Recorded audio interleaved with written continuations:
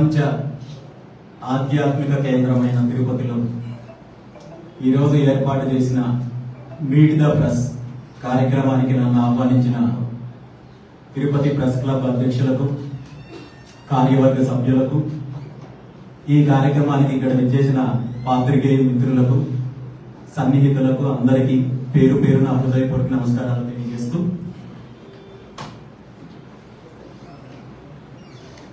మామూలుగా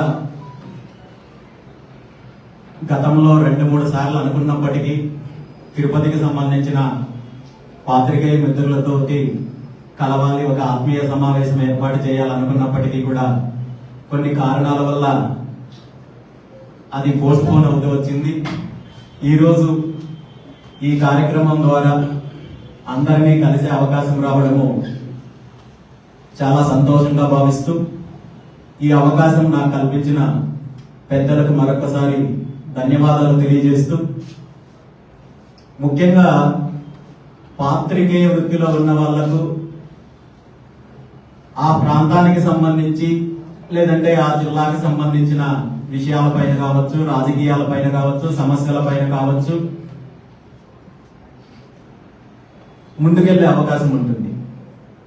కానీ తిరుపతిలో ఉన్న పాత్రికేయ మిత్రులకు ఇదొక ప్రత్యేకమైన స్థానం అని చెప్పాలి.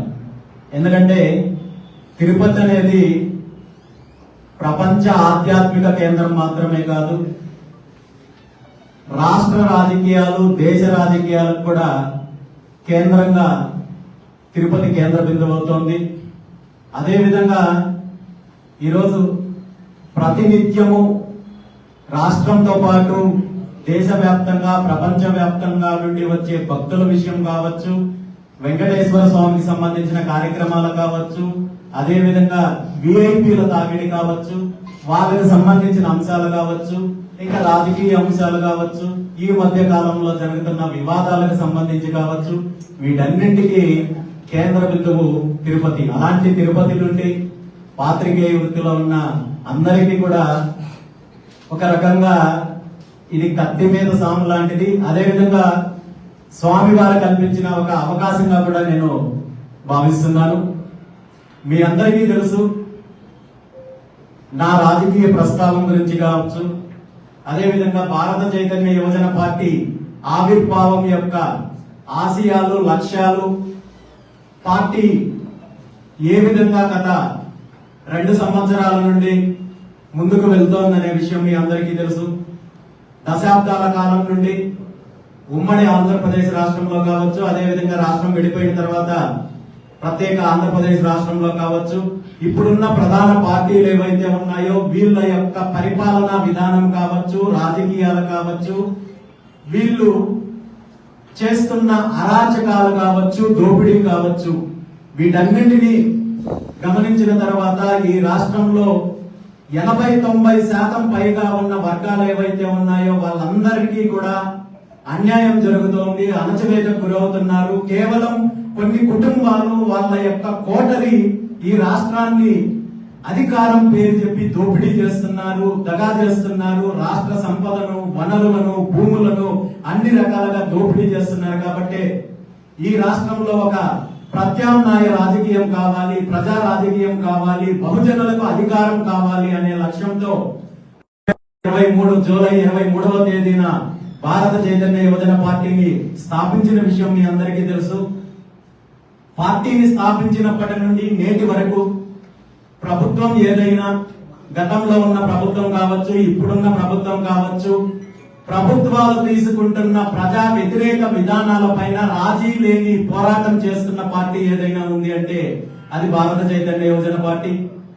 రైతులకు అన్యాయం జరిగినా, యువతకు అన్యాయం జరిగినా, లేదా విద్యార్థులకు అన్యాయం జరిగినా, అదే విధంగా బడుగు బలహీన వర్గాలు, బీసీ, ఎస్సీ, ఎస్టీ, మైనారిటీల విషయంలో జరుగుతున్న అన్యాయాల పైన, అణచివేత పైన పూర్తి స్థాయిలో భారత చైతన్య యువజన పార్టీ పోరాటం చేస్తుందనే విషయము మీ అందరికీ తెలుసు. గత ప్రభుత్వంలో ఉన్నప్పుడు పార్టీ ఏదైతే పోరాటం చేసిందో అదే పోరాటాన్ని ఇప్పుడు ప్రస్తుత ప్రభుత్వం చేస్తున్న అరాచకాల పైన కావచ్చు, ప్రజా వ్యతిరేక విధానాల పైన కావచ్చు పూర్తి స్థాయిలో పోరాటం చేస్తోంది.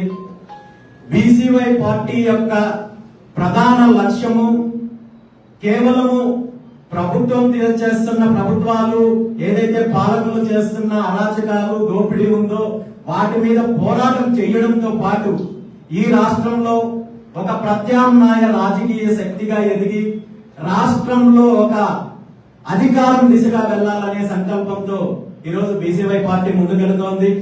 పార్టీకి సంబంధించిన నిర్మాణం కూడా 2 రోజుల క్రితం మొదలు పెట్టడం జరిగింది.